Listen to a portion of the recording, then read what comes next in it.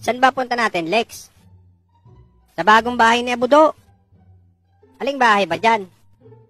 Sabi niya kulay orange daw yung bubong nila eh.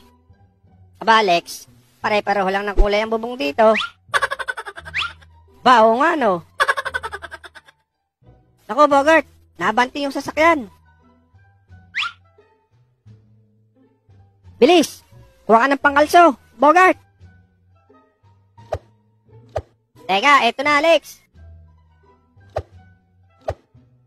Okay na yan, Alex. Hindi na siguro aabante yan.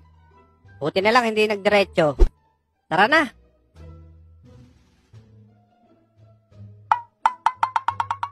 Abay, teka. Bakit ang hirap na itulak? Oo nga, biglang tumigil. Tingnan mo nga doon sa harap.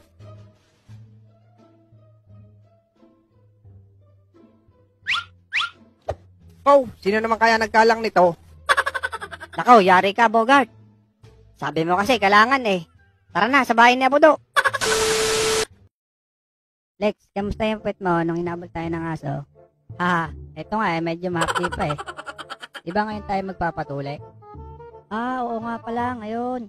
Kanino ka ba magpapatuli? Kay Mang Peter o kay Mang Tasyo? Kay Mang Peter, magaling daw yun kahit bulag ang isang mata. Magaling din naman si Mang Tasyo kahit bulag ang dalawang mata. Bogart, ano sila Mang Peter at Mang Tasyo? Tingnan mo, Lex, mag-aasara na naman yung dalawang yan.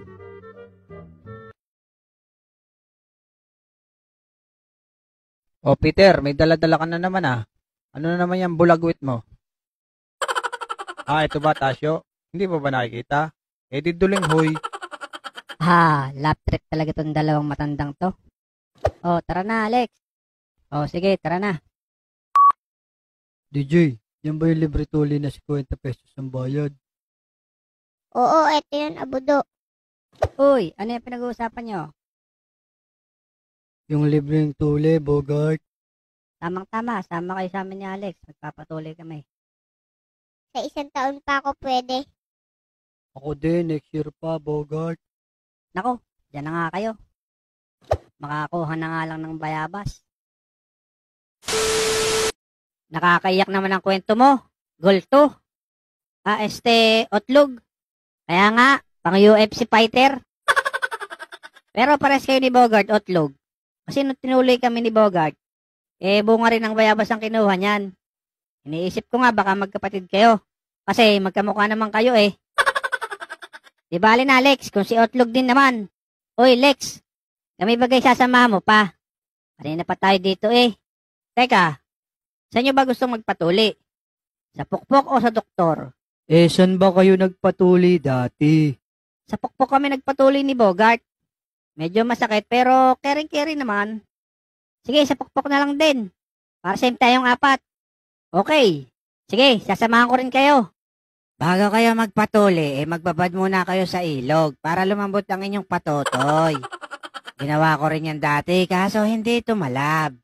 Okay, Otlog, salamat.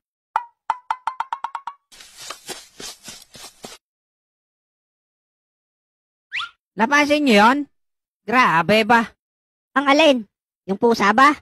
Oo, grabe ba? Sa totoo lang. Hirap-hirap alagaan ng pusa, kakainin lang ng tilapia. Kinain ng tilapia yung pusa.